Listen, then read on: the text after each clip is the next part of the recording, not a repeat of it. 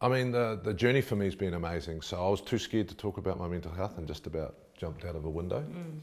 Then I came home and sought help, and the tools and techniques that I've learned have been amazing. 15 years later, our Prime Minister comes out with a wellbeing budget.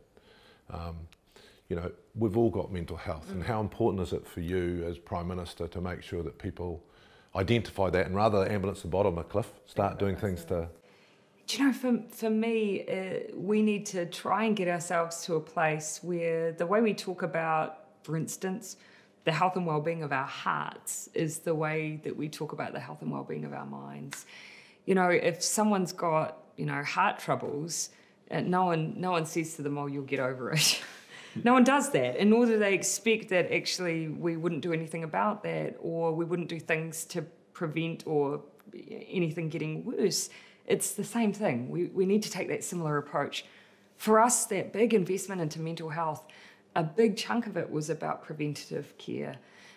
Everything from supporting the ways that people can access support from home, online, to putting in place support that sits next to your GP.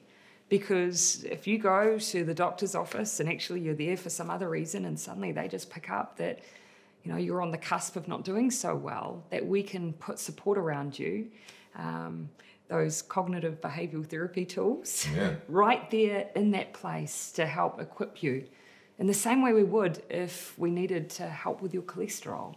That's the way I want us to view this issue. There's no stigma. It's all about looking after our full well-being. I mean, it's a bit like the diet, but like the gym, but like everything else we do know. Same thing. We've all got mental health, I've been incredible. I've had anxiety attacks. I've been depressed, and I got through it. And I think that's the message for me is that Prime Minister has mental health, I've got mental health, you've got mental health, and what we want to be able to do is identify it and get the tools and techniques and care for it. And care for it, exactly.